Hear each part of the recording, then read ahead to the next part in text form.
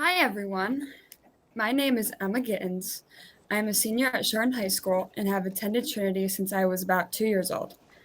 I have been involved in youth group for many years and gone on several missions trips and diocesan youth events.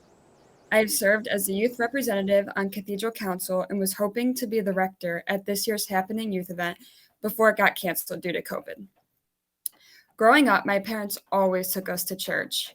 My parents learned that from their parents, particularly my grandma, who always took my mom to church.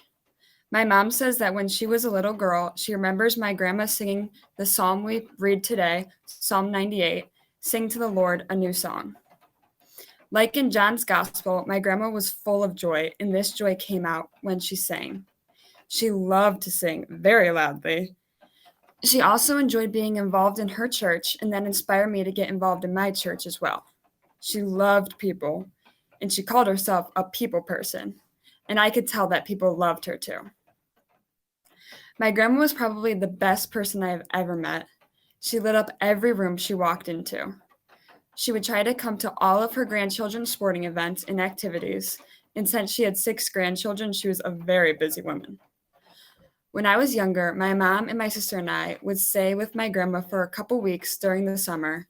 I remember that every morning when we walked down the stairs, there was Eggo waffles, which were literally the best thing in the whole entire world.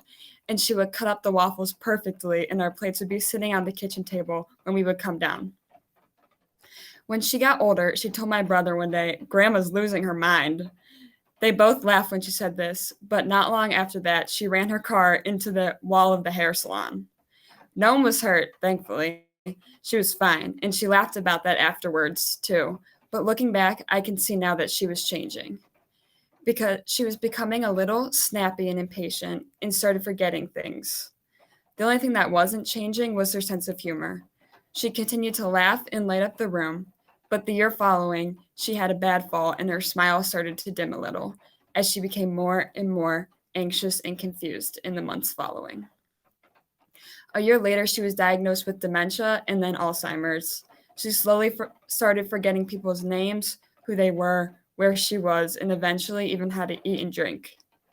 It is the strangest disease because her body was in great shape, but I could tell that she didn't really know who I was sometimes when I would visit her. She still smiled at me, and I could tell she liked me, but she didn't know who I was. She battled this disease for 6 years, and a couple months ago, on March 27th, she passed away. I'm very thankful, though, to say that I was with her, holding her hand as she passed. That is something that I will never forget. The collect this morning states that for those who love God, the Lord prepares such good things that they surpass our understanding. This yet past year has been very challenging, and sometimes it's hard to believe that the Lord has been preparing good things for us. I didn't see my grandma for over a year due to COVID, and then not long after we were able to see her again, she passed away. And this past year at school has been especially hard at times to love my neighbor, as it says we should do in John's Gospel. Many kids in my high school wear their masks below their nose or don't wear them at all. Some teachers yell at them to pull them up, but they just get mad and don't listen. Doesn't loving your neighbor mean protecting them? Wearing a mask doesn't protect your neighbor, or wearing a mask protects your neighbors. It seems like such a simple thing to do. Why don't some of my neighbors want to protect me? Why don't they love me? And how do I love them anyhow? The only answer I've come up with is that God is always with me and that I don't understand everything. My grandma's disease and her passing is something that I will never understand, but what I do understand is that I have a lot of great memories with her, even after she was diagnosed with Alzheimer's. Sometimes when I was struggling with situations at school before COVID, I would go to her room at her assisted living facility and sit with her and just escape from all of my problems. Even though she wasn't always sure who I was, she provided me with comfort and space.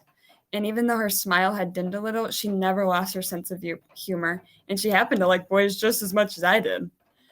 That time I spent with her taught me to never lose my joy in life because she never did.